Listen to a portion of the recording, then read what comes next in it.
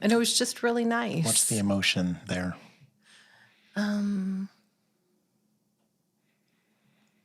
Brave women. They were both very brave. And I work hard, I think, to be brave. So I would say some emotional resonance. And they were just, they were gifts, right? Because we didn't know they were there. We just went in and it's like, oh, this is so nice. And then just walking around very quietly to see them and read about them. It was just lovely. My Inner Knowing, empowering you to find your compass for the journey. We are dedicated to supporting you to rediscover and trust your natural ability to navigate life each day by sharing insight and experience through the lens of two professional communicators and their guests. We intend to prompt internal inquiry that supports all those willing to explore a unique path.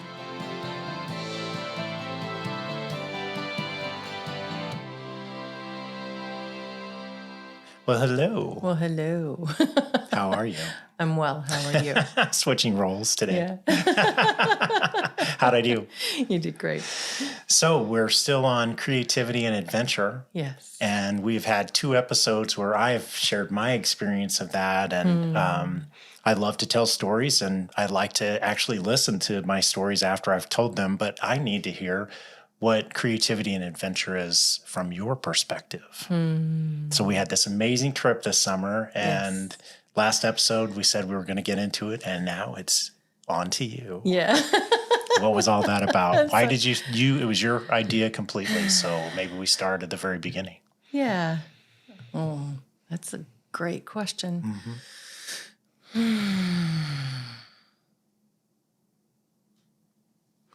This is what I know about travel with the kids is it's always been fun and it's always been an adventure. The kids are great travelers. And, we've gone various places throughout the United States. We used to go to Colorado a lot, and the kids would just climb up rocks. It was just nice. And then we've taken some other trips as they've gotten older, and they're just no less fun, And so a year ago, I guess it was about a year ago, I said that I wasn't sure how many family vacations we would have left with the kids continuing to grow and, get married and just everybody having their own life and their own family. And so The wings are flapping. Yeah. So I asked them if they wanted to go to Italy or Germany, which is not something we had ever done. And interestingly enough, they all said Italy. It was unanimous. It was. It was surprising because I actually thought they would all pick Germany. And I've been to Germany once, and it was a really great experience with my friend Nancy, probably about 10 years ago. And so I didn't really know, what to expect or how to prepare or what things would cost or a lot of things. But I started the process and knew that I wanted mostly to see Italy outside of cities. That piece wasn't, the cities weren't as significant for me. I wanted to see the country. But we did fly into Paris because some kids wanted to go to Paris, and we did, and it was, lovely. I did not go up in the Eiffel Tower because that is very anxiety-producing for me, but I did go up to what they call the second floor, which may be the 20th floor, but because the second floor is not close to the ground.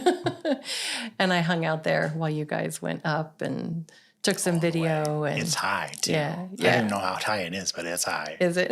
Yeah. But I'm going to interrupt you. Yeah. To talk about the adventure piece. You know, sometimes adventure can be challenging ourselves. Yes. If you share a little bit about what that, the challenge of that and the experience in actually doing it. Sure. If you care to. Sure. Yeah. I did not struggle with heights until I got pregnant the first time. And then I don't actually know what happened, but there has to be like some chemical, something that shifts in your body, because I was quite the daredevil before that. And so heights for me has just been something that my body has struggled with since then. What was interesting is because we hadn't been in the Eiffel Tower before, right? We didn't have that experience. We didn't actually know what was coming, right? So we get in and we think we're going to the platform that I'm going to get off on, but then we get in the elevator. Right. Which is also difficult, but it has windows all around, and so that is more helpful for me when there are windows around. And it was a bigger elevator, but it kept going, and then I was like, we're next to each other, right? Yeah, right. And I'm looking at you, and you're looking at me, right? And I'm like, fuck, I'm going to the top. Yep. This is not what I wanted to do. And I'm saying, oh shit, Right. I talked her into getting on this thing because it was a long way. It was a long way to the second floor. Yeah, I know, crazy, but go ahead. And so I was really just trying to ground myself and center myself and like, how am I going to do this like physically and be okay? And then it stopped on the second floor. And then I was like, whew, okay. And that was high up anyway, but it was grounded and there's shops and little, food places in there. And so once I was out there, I was okay. And then you guys, I think, got on another elevator, right?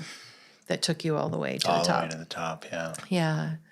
And so I went out and, I didn't stay inside it. I did go outside and sit on a bench for a while and took some video and really just enjoyed that. And that was enough, for me. I got some gifts for some people. And at this point, I don't shame myself. I don't have regret about not going. I really have worked on finding that line so far with my body.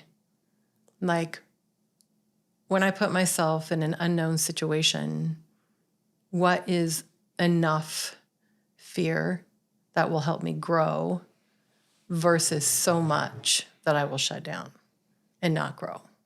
I'll just be somewhat dissociative is what I would say. Traumatized, right? Yeah. But dissociative, my body would have some reaction that would be significant enough that, I would look like I was there, but I wouldn't be there because all of my internal resources would be going towards me trying to tell myself I'm not going to die, right? Right. Yeah. So there is that piece of stepping into the unknown, the adventure that I'm, aware of when I'm in those places where I don't know what's happening. And then... Let me ask you this real quick. So you made it. And I didn't even think about shame for not going up to the top. I was just so proud of you for making it to that second stage. And then we call it second floor, but it was way up. It is high. And I was so glad that we stopped there. But, what growth piece, you were talking about, you have learned or are still learning to find where the edges are, right? And maybe push the edges for growth. So that was an edge, I'm guessing. Yeah. What did you learn from that? From that adventure?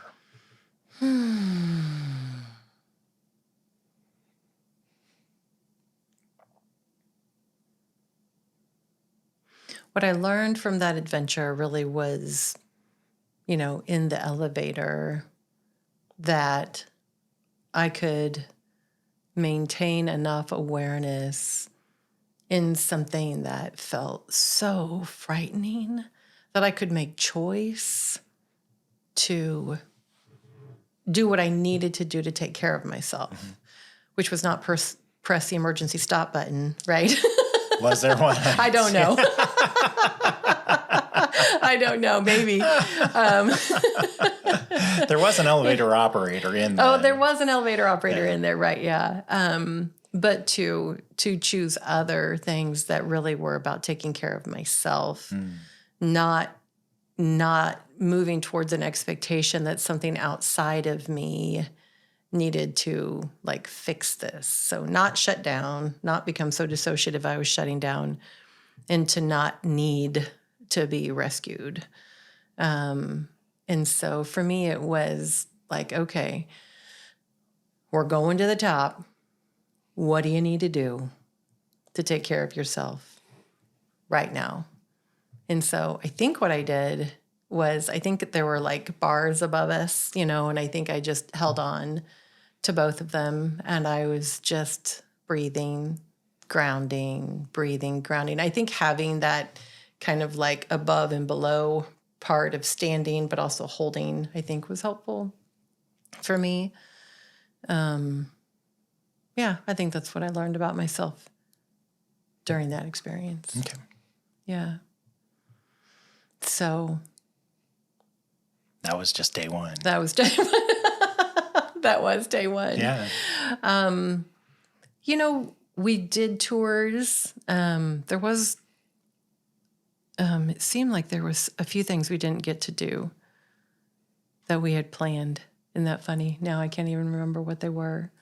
I know we didn't get to take a golf cart tour because it rained one day while we were there, and that was the day of the golf cart tour.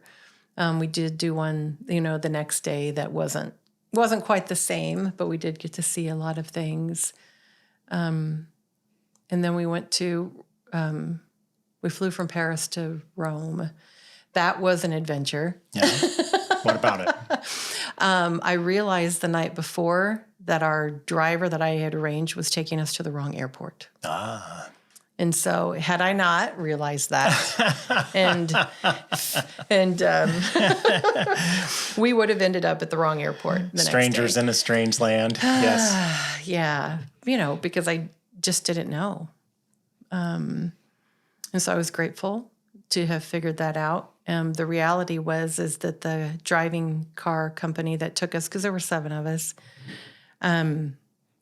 never responded confirming the reservation. So I didn't actually know until they showed up the next day if we even had a ride to the airport. And so, but we did. And everything worked out. And what made you even figure it out that we were headed to the wrong airport? When we were driving around, I saw a sign for an airport, and it wasn't the airport we flew in on. And I thought, there's 2 airports? Is really what it was. Okay. And so then I went to our itinerary, and I was like, well, shit. That is a different airport than we flew in on. Okay, fascinating. Yeah. Do you think that was intervention? Seriously. What are the chances? Yeah. I didn't think about it that way. Okay. I just credited I told myself that visually I must have remembered the name of it, even if I didn't have a conscious memory of the airport. Sure. And then seeing the sign. Jogged it is what I told myself it was about. So I was grateful for that, grateful that they showed up the next morning to take us to the airport. Otherwise, because it wasn't a short drive to the airport from where we were either. No, it was over an hour. Yeah. And so. Because we had to split into 2, We had to split into 2, and we took 2 Ubers to an airport that was over an hour away. Yeah. So Anyway, it was, and then getting to the airport, we were in the wrong terminal because the online information wasn't the same as what was in the airport when you got in there. Do you remember that? Oh, yeah. And you were like, Looking at the board, I wrong think it's over terminal. there. Yeah, yeah. So, but we made it in just enough time to get through security and everything that they were boarding as we just started as we walked up. So it worked out. It was, Yeah. It wasn't scary, but it was close. Yeah. It wasn't scary. What it was. Like running. We didn't have to run. We didn't have to run. No. It Maybe was we all, should have. No, it all worked out. Yeah. It did. Okay. So for me, it is, paying attention, to some degree, in new places. And I think finding the balance between paying attention and being able to be present with where you are, I think is exhausting. I think that the resilience, I feel like of everybody was really good. There was one event on our tour that we weren't able to go to, and I don't remember the name of the basilica we were going in, but the line was really long. It was our first day. We were exhausted. I don't know if you remember that. And the guide was like, well, do you want to go wait in line for that church, or there's this one across the street? That was up at Montmartre. Oh, is that where it was? Okay. And or there's this one across the street that's like 1,000 years old, and it's small, and it's not typically where people go, but it's really cool. And I was like, of course we want to go in the 1,000-year-old church versus the 300 or 400-year-old church. Of course we do. Right.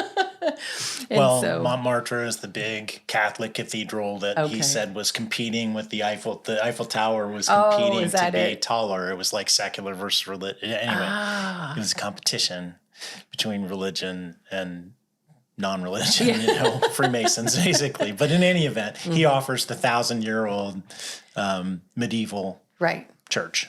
Which was amazing. Yeah. Tell us more.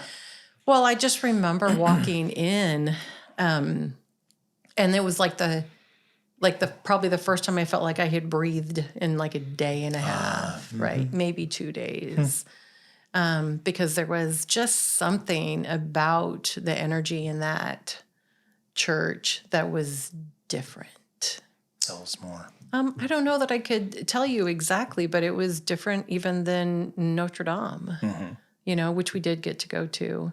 And while that was, magnificent in structure, the energy of that one was, I don't know, kind, peaceful, quiet, reverent. It was just different. It was just different. Yeah. And it was sweet. Luke sat down and fell asleep in one of the pews like immediately. And I went and lit some candles. There was a Saint Theresa, I don't know what you call them, but like a statue with candles. And then Joan of Arc was in there. And so I actually lit candles for both of them. And it was just really nice. What's the emotion there?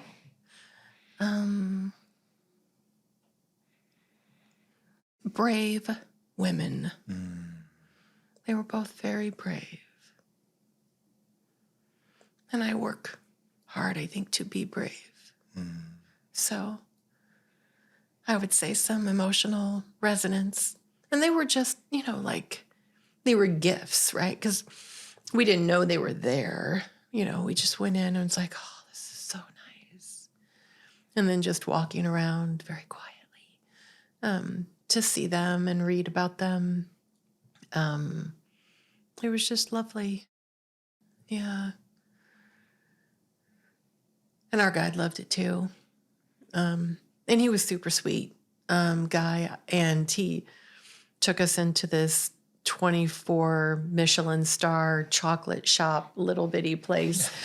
He was just telling us about it. And I was like, can we go in there? And he's like, really? And I was like, yes. Why would we not want to go into a place that sells chocolate that has 24 Michelin stars? And it was lovely. Just this little hole in the wall place. And it was really nice to talk to the man that was there, him explaining everything to us and telling the man's story, that owns and makes the chocolate. It was just lovely.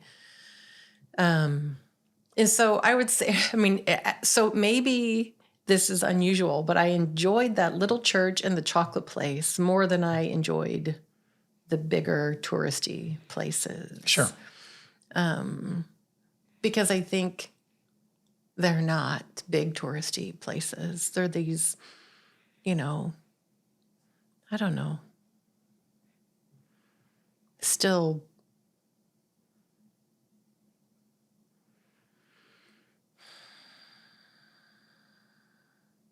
it's funny because the word that comes to me is innocent, but I don't know that that's really what I would use if I spent time really reflecting on it, but that's what came to mind. They're not trying so hard. How about that? Interesting. Yeah. And I feel like that's always the journey that I'm on. It is no different even with the podcast, right? And those are conversations, that we have where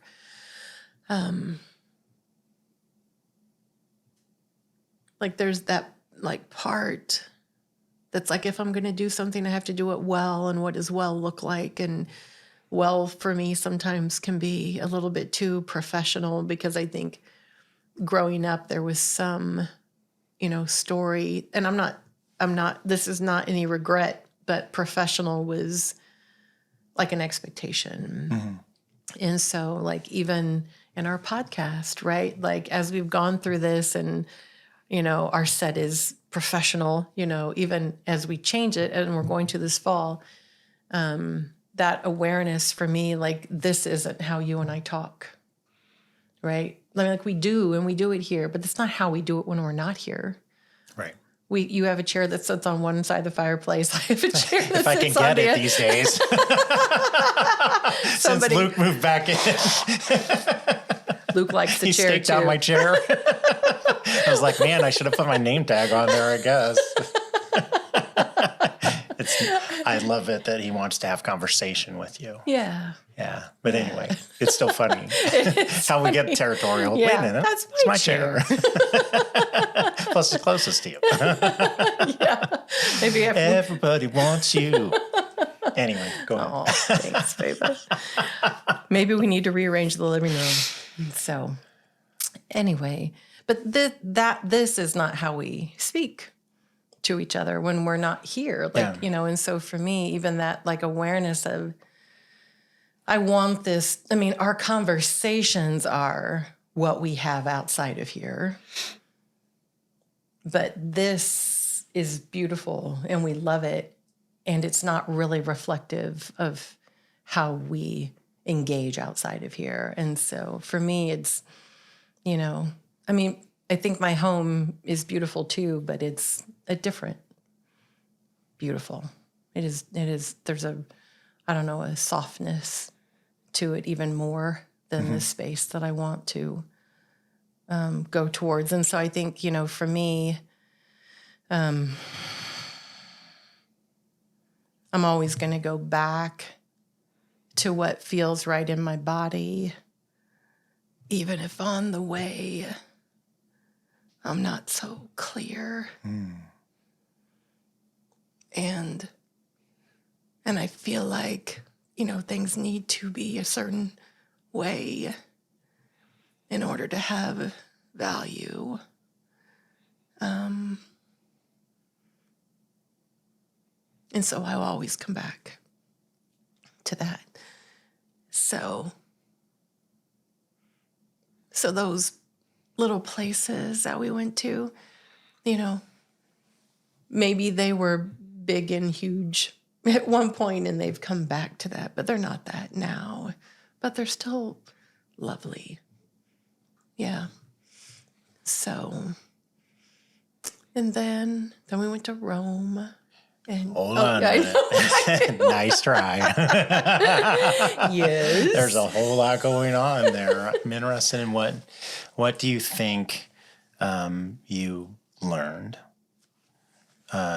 from seeing the contrast between the 1,000-year-old medieval church and the 400-year-old Montmartre place that's swarmed with tourists, or Notre Dame, which has been rebuilt after the devastating fire. It was beautiful inside, but it had changed drastically, I will tell you. But there's some learning associated with that that's bringing out some emotion in you and drawing comparison between those and where you are when you create. Well, what comes to mind when you ask the question is,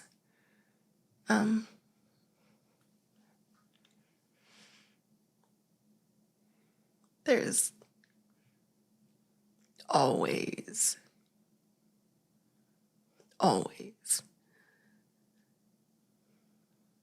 in me there is always in me a desire to create places of refuge for people. So I want people to feel safe, seen. I want their body to feel safe.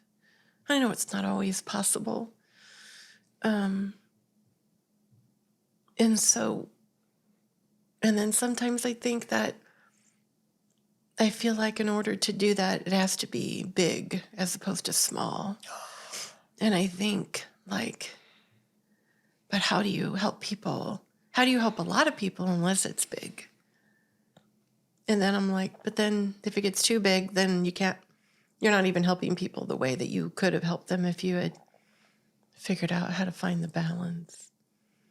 And so I think about, when you go into, Notre Dame, while it's beautiful, you're in a line that just moves and moves and moves. And it's not that you can't stop in there. You can stop and sit down.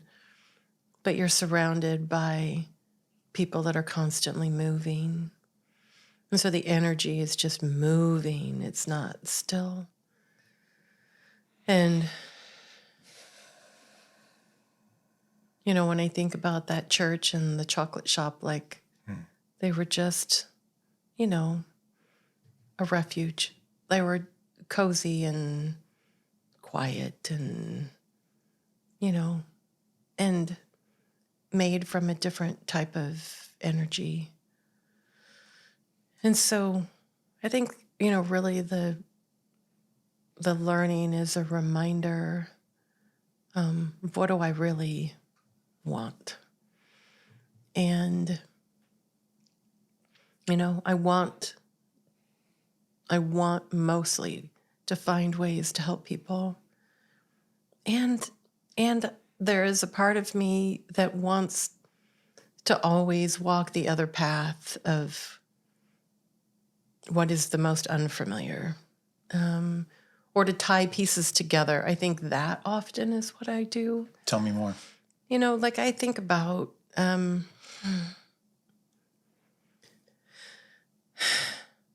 I take a lot of classes. I go on a lot of different retreats, and I'm always taking in other modalities. And I think for me, in that desire to find and create places of refuge, mostly to create places of refuge, I want there to be healing there too, not just escaping. I want people to find freedom. I want them to be empowered. I want them to find their way of, being the best self that they want to be. And so for me, what I'm thinking about right now is how I make all those pieces fit together so that those things can happen. And I think about it, whether it's in retreat, let's say we're planning a retreat and, we pick a theme and, we're working on processes. For me, there is this, this is connected to this, it's connected to this, and this is going to bring out that, and this is going to touch that, and this is going to create comfort here. This is going to be a challenge here. And then we need to do this in regards to food because that's going to help support the work that we just did around that. And you know what I mean? Yeah, we put a lot of thought and planning into it, for sure. And so for me, it's like the way my brain works Yeah. is to like piece all of those different things together. But ultimately it's refuge and healing as opposed to just putting on a show, and the reality is the podcast isn't different than that, right? Like from the very beginning, so much of the feedback and guidance we got was for it to be a show, not to just be what we're doing, which is just having these conversations. And then people say, but you need to do this, right? And then you're like, oh, I'm not doing it right, and then I feel my energy go that way. And then I have to like bring it back. Does that make sense? And so that contrast of the, whatever it was, the basilica and the little church, for me is that, Notre Dame and the little church, Notre Dame and the chocolate shop, right? They are wonderfully created, beautifully held spaces that are holding a very different space than the Eiffel Tower and Notre Dame. And it's not taking away from them and their stories. It's just what speaks to me in my experience. And the contrast always teaches me something. And I pay attention to what I pay attention to, right? Like where does my body say go? So let's go. I mean, I didn't know when we walked into that little church that I was going to be like, and can we just stay here for a while? Yeah. But something in my body said, go do that. Well, the second he mentioned it, you're like, yes. Yeah. You just knew. Yeah. Sorry, I didn't ask anybody. No, I was fine. I was ambivalent. I really didn't want to stand in line for an hour to get into that other church. But in any event, it was a lovely experience. Yeah. Yeah. So we've touched on the first city. Yeah. Yeah. This was 12 days. So Yeah. what was your next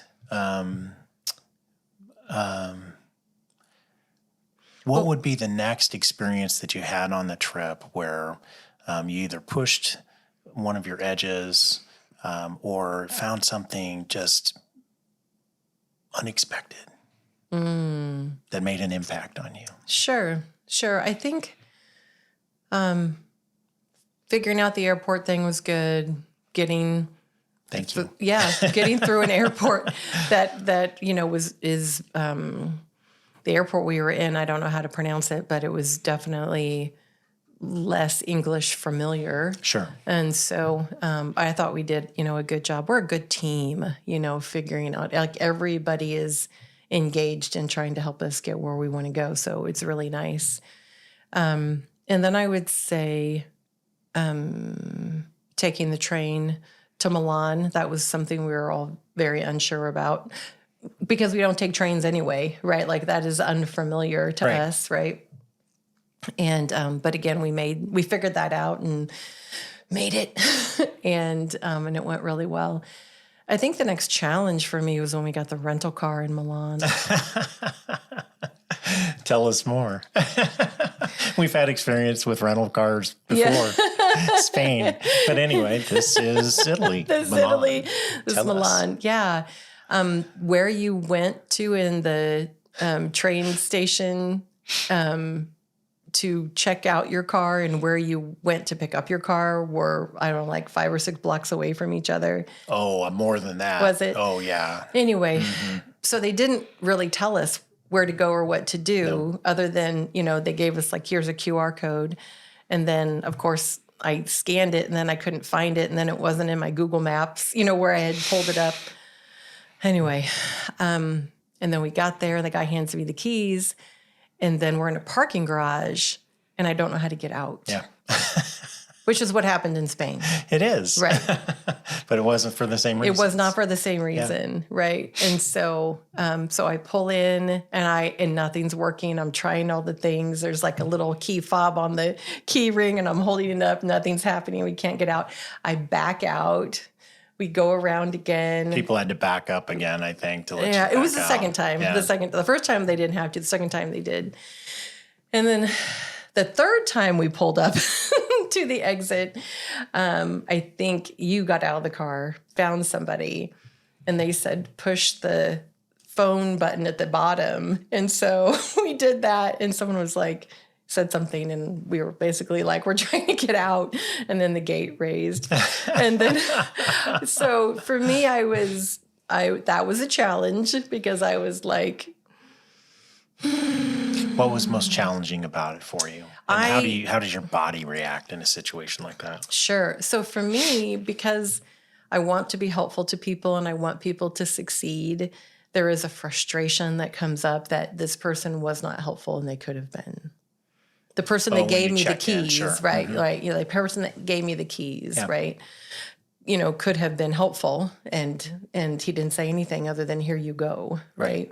And so I assumed, right, that I would just pull up and it would open. Right. And that assumption was incorrect. And so really it's the frustration of that person could have been helpful and for whatever reason chose not to be. And I don't know why, weren't paying attention, not present, whatever. And that, and then also like,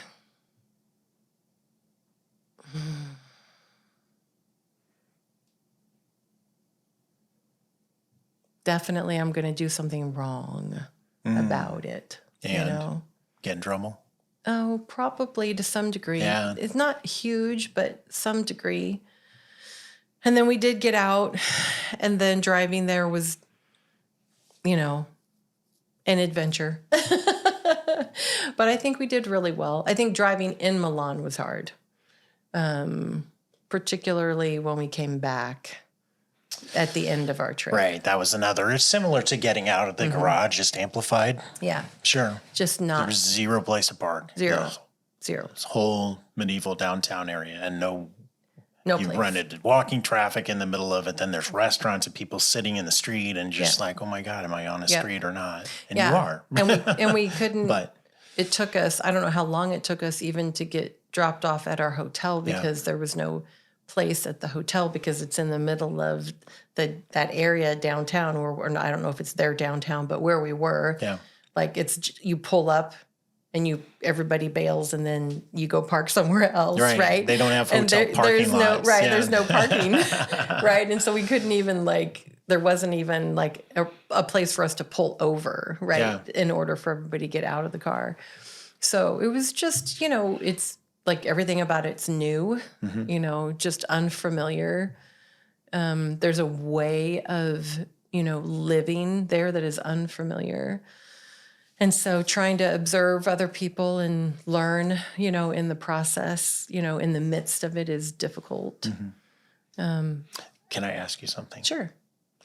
In the middle of that, relationally with me, if you're struggling like at the gate, for example, and then the same thing in Spain, we didn't realize you had to pay for your part. You didn't pay at the gate, you had to pay at a kiosk, Right. and then you had your ticket. Right. But you get to the gate and there's a place for a credit card. Right. Right. Well, that doesn't do anything, right? Right. And so then there was this line of 20 people. It was a disaster, right? I'm out of the car saying, back up, and what do we do? And nobody's helping because they're like, they couldn't whatever. speak our language or didn't want to. I don't know. We couldn't speak theirs. I mean, Right. that was We on could us. not. But in any event, similar. And I had the same feelings as the passenger at the gate in Spain that I had at the gate in Milan, Yes. and that I had trying to find a space in medieval downtown Milan. That I was helpless to help you. But there's also an underlying thing for me about how you're reacting to me. And I'm just wondering, relationally, does that even come across your mind in the midst of all No. that? No? No. Yeah. No. Totally. Isn't that funny? Yeah. I'm absolutely in just find a solution mode. Like, Okay. how do we get from Nobody's at fault. nobody's at fault? Yeah. Yeah. Oh, yeah. Yeah. That doesn't even occur to me. Because I start to panic because I'm not solving it for you. Oh, no. Yeah. No, I don't have an expectation of that. Yeah. That's what I carry from prior relationship. Yeah. Right. Yeah. No, I just, if people Because I haven't. feel like you're getting mad at me. Oh, no. Yeah. No, just helpless for me because I don't know and nobody else knows. We're just trying our best. All treading water. Mm-hmm. Yeah. Yeah. So no, I don't get upset with you. And, for me, it's just afterwards, like once we got out of the parking garage and, everybody, and we're on the way, right? The kids were teasing me about something. Do you remember what it was? No, I don't. They were being silly because I don't mind, the teasing. But I remember we had gotten on the highway and they were doing something in an exaggerated way so that I would start laughing. I don't remember. I don't remember. Yeah. So it was just an energy release and that good. was fine. Right. Right. Yeah. So I think, and then, this was funny about the car. Yeah. Then we were somewhere, I don't remember, I think in like northeastern Italy. Oh, like at Lake Garda. Yeah. Yeah, We and went we to had gone to dinner dinner. And Luke gets out of the car and a part of the car falls off. He slams the door. Yeah. Just the slider. The sliding, yeah. And he's strong, but it wasn't like crazy rock the car slam. Anyway, what happened? A part of the car fell off. And then fortunately Cameron is a car guy, right? So he picks it up and he's like, these clips are broken and they put this back on there wrong. And of course we're like, well, we don't want to take it back to the car rental place with the part hanging off because I can't imagine what they'd charge us for that. So part of our trip became finding what it was that Cameron needed to properly repair the car, not to fake it until you make it, but he was going to repair it to make sure it stayed on. And I mean, it was a big trim piece off the side of a minivan with sliding door, so it was 4 feet long. Right. And about that thick. Right. So we're carrying this thing around, driving from Lake Garda all the way up to Milan or to the Dolomites and then Milan. Dolomites, Yeah. Anyway, it was funny. But again, everybody I think does a really nice job staying in the adventure piece. Yeah. And then Lake Garda was lovely, beautiful. On the resort we stayed at, which was beautiful. It was funny. We were the Americans there. And so that was an unusual experience. It was very clear. Yes. Well, that's what they called the us. Americans. Right. Because we're like 2 feet taller than everybody else and much wider. Yeah. Anyway, it was funny. We were just like, oh, okay. Yes, we are the Americans. Mm-hmm. Yeah. So, but they were kind, though. Yeah, it was great. The place was lovely that we stayed at, and the food was, lovely, and we had some nice restaurants. Oh, that buffet was amazing, wasn't it? Oh, for breakfast? Yeah. Oh, the best I've ever had. Yeah, it was amazing. Mm-hmm. And then we drove to the Dolomites, and that was my favorite place. Well, tell us more. Yeah. The energy of it, was lovely. So give some background on Dolomites so people know what we're talking about. Well, it's northeastern Italy, and it is close to Germany, Switzerland, Austria. Yes. Yeah. And so it was just stunning. I mean, when we got there and found the keys to our place and went to our place and we're walking around and it was a beautiful home. The view was lovely, and it was, it was a steep walk into town for sure. Yeah. So, but it was really beautiful, and it was just nice, peaceful. The cable cars would take you up to like mountain meadows, where then you could go hiking through more mountain meadows, and the way of life is just so centered around other things, and so much of it's nature focused. And, people going out for, a day hike and walking 5 miles through mountain meadows to eat at a mountain hut. And so both days we were out hiking, we ate at mountain huts that were miles in. And you could drive there. It's just that's not the point. The point is to walk there and to have an amazing meal and to walk back. And the meals at the And the mountain me- huts were amazing. they were amazing. They were amazing. And it was beautiful. And, trails, but, not overdeveloped, just really nice. And we found out that there are flowers you cannot pick. Even though they're all over everywhere, you cannot pick them because they are endangered or just protected by their national laws. yeah. But just the running water, the different, little rivers or creeks, whatever you would call them. Just experiencing the different ways people live. Like our guide, she's from that area. She's been there her whole life. She speaks Italian, German, and I think it's called Luden, which is like a language that was developed. I can't remember if she said it was developed before they were allowed to speak German in Italy. I think it's a mix of Latin and something else. Is it? Okay. Yeah. And so she said, so there were people, I guess, that came down during one of the wars from Austria into northeastern Italy.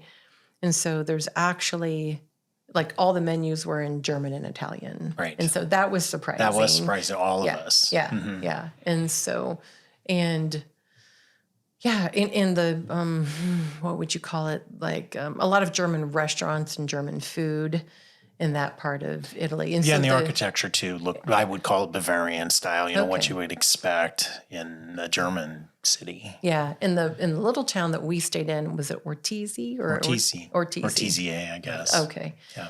And so, because that may not be all the little mountain towns up there, but that was the there's one. many, yeah. That was the one that we were staying in.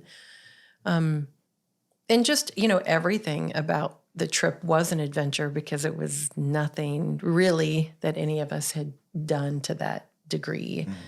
And it was lovely and challenging. And as it is when you travel anyway, time zone difference, thinking you know what you're ordering, but you don't know. Like, it was so interesting. What is that dish that the kids kept ordering and it tasted like Kraft macaroni and cheese? It was carbonara, right? And so, like, we have a version. I was so disappointed. When I got that. And so I don't know if it's always been that way or if that changed over some period of time, but everybody was like, no more carbonara, because however they make it over there was not what we expected it to be. Yeah. Not what we expected it to be. But we had some really excellent meals there. The mountain hut that first day was amazing. I had that German soup stew, whatever. Gosh, it was so good. I wish I could remember the name, but it was a funny name because I kept saying it. Remember? Yeah. Yeah, it was lovely. And for me, this was interesting. So thinking about the creativity piece, anytime I step away, I absolutely instantly get more creative. And I just think that's like a physiological thing that happens when you're out of your environment and your brain is working in a different way because it doesn't know what's coming, and so I just think it gets to operate differently. And so for me, when I'm in that space, there is just more creativity that comes naturally. And I think every single place we went, Luke was like taking mental and maybe even literal notes about different types of architecture or whatever first. Like, I'm going to say Minecraft, but that might not be true. Oh, no, I'm guessing that's right. Yeah. That he was creating worlds because in his mind, because his perspective of what the world is grew on that trip. Yeah. Right? Because we see what we see and we know what we know. And the opportunity to see things differently, experience things differently, to hear people's stories of their lives, like our guide, and she had had a baby in February, and she had not spoken English, I think, since January. And just her, and I thought she did a great job, all of us being able to communicate, but that she really hadn't left her house much in months. And so how grateful she was that we had hired her for the hikes, because she was going to get to be out, in the mountains for 2 days. And Her first break from baby. for baby. And so that was surprising. Like, Yeah. wow, I can't even imagine, really not having had that opportunity. But, we just don't all live the same way. And we can get really insular, I think, about how people live when we really don't know how people live. Mm-hmm. So, yeah, so much adventure. What was the most striking human observation you made, or most interesting person that you observed while we were there? I loved our guide at the Vatican. I loved him too. Yeah. I think. What was his name? Give me a second. Was it Carlos? Yes. It was. Yeah. Okay. He was fantastic. He was. And we'll put his contact information We will. in He's the an amazing guy. in the show notes. He was fantastic. So tell us. I think he could have. I wish, because you don't know ahead of time, right? But if we ever went back to Rome, he would be the guide I would have a hire for us for the entire trip, right? Because he's lovely. Yes. Yeah. He is passionate. He loves teaching. He is resilient. He really wants you to experience what you want to experience. And whereas some of our guides, that was not their goal. Their goal was to get from this end of the guide to that end of the guide, right?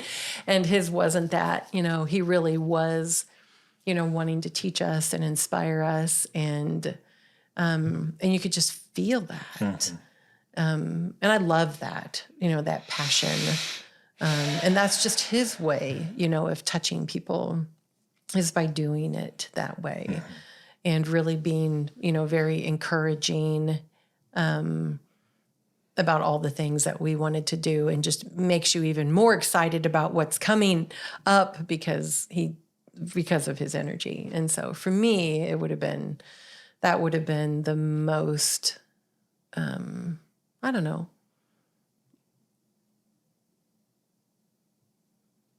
the person that we encountered that I enjoyed the most. Yeah. What's the quote in your lobby? Compassion is the complete acceptance of another's humanness without knowing their story. No, the one in the lobby. Oh, the one in the lobby. Sorry. Shoot, I'm not. That one I know because I wrote that one. The one in the lobby I didn't write. What the world needs is for you to go out and find what you're most passionate about. That is not the quote. That is a summary of the quote. Right. Do you know the quote? No. Okay. That wasn't a test. I didn't want to mess it up. But it doesn't matter. The point being, that was Carlos, right? I mean, so passionate and so well educated on Everything. what was going to be on his tour, right? It mattered. It to mattered. him, but he loved it, and he loved people too. Yes. Yes. And so when he would tell you the story about the different art on the opposite sides of the ceiling of the Sistine Chapel, he would, kind of step in, and you could just feel the energy because he loved it. He did. And he was so excited. Then he'd smile at the end of his, he was. That's great. I'm glad that you brought that to mind. Yeah. Yeah. Nice. Yeah. And we'll put that quote in the show notes too, the one that's in the lobby, because to me, it's why it's in the lobby. It is, to me, a reminder, what the world needs is for us to love what we're doing in whatever way. It doesn't have to be our occupation. I don't think touring is his main occupation. Right. But it is something that he loves. I would guess he's a university professor. Yeah, something like that. Lucky us. Yeah. Yeah. He was, but it wasn't.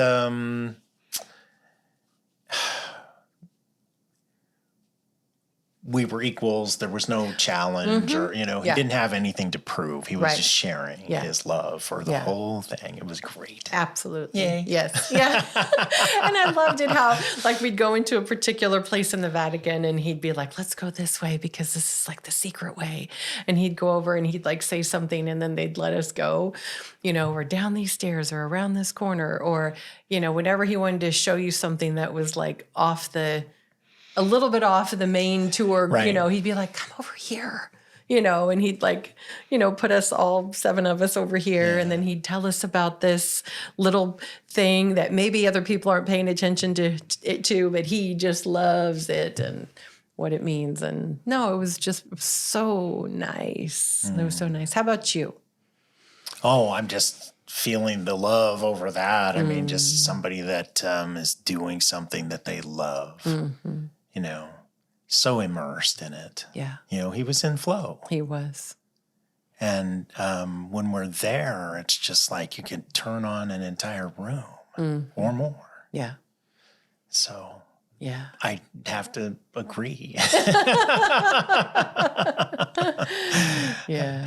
He was lovely. He was. And then there's so many amazing experiences, but I enjoyed visiting with the guide in the Dolomites. She was fascinating. Different views on life. Just decided she was going to do that to make her living, and she's trying to get started with her website and a podcast and those sorts of things. So we shared Yeah, we will. information, and we will have to put her information down in the notes. In the notes. Yeah. Yeah, Yeah, absolutely. yeah.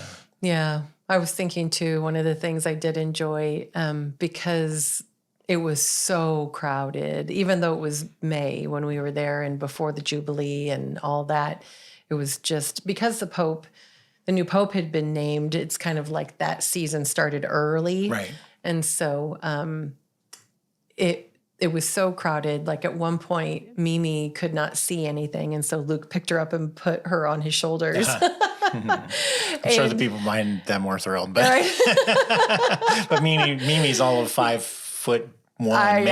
Anyway, she could see great up Yeah. there. Aw. Anyway, but what was so sweet is how, they all went back like at 1 o'clock in the morning, on scooters. Oh my gosh! Yeah, the kids. Yeah, to see all of the sights without all the crowds In Rome. and in Rome. Yes. And I was just, part of a little bit nervous, but then also really proud of them for being so adventurous that they were like, we want to see them without all the people around. And so, that they did that and did it together and had a great time. And It'll be lifetime memories, and it was nice that they went together. yeah.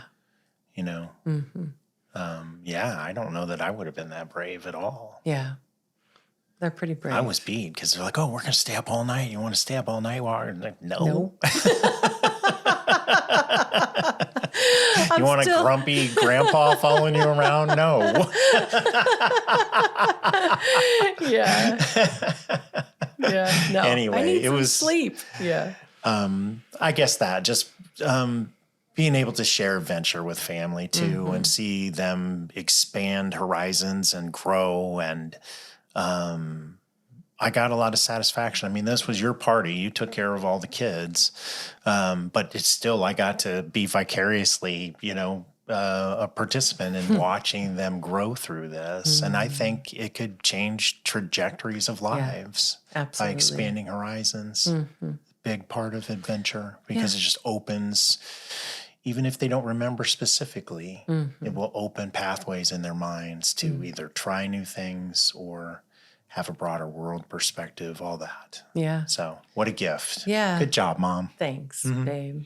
Yeah, it was really nice to hear them talking about the experience Yeah. and, being able to verbalize that there was an energy there about living that is different, and them feeling that and being able to talk about it was really lovely. Yeah. Agreed. Yeah, we need the contrast. We don't know that we do, but having the contrast really teaches. Well, it's an opportunity for us to learn about the world, what we enjoy, what we don't enjoy. I just think if we don't step out, how do we really learn what we like or not? But it was an amazing experience. It was. Thank you. Yeah. Anything else before we wrap up? I just wondered if you had one last piece of advice for people on adventure and creativity related to travel or whatever else.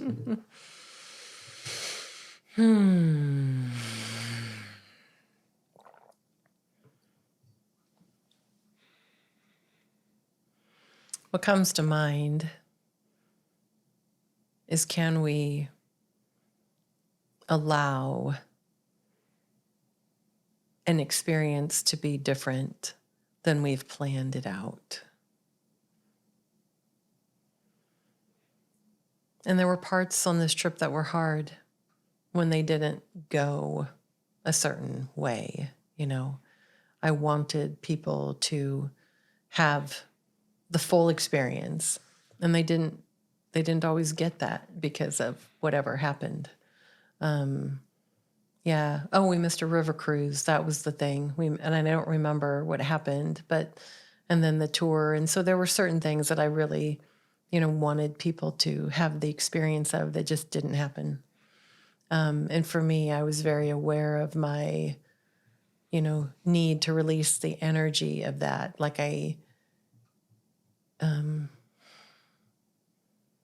they are not going to be disappointed. Yeah. It's funny, the burdens that we carry that we make up all on our own, right? Until we decide to let it go. Yeah. Nice. Yeah. Thanks, babe. Thank you. Thanks for going. Thanks for being a part of the Thank adventure. you for planning the whole thing. It was awesome sauce. Yeah, it was. I love you. I love you too. Thank you for joining us today. We are excited to explore life with you. We encourage curiosity, self-growth, and we strive to be more compassionate every day.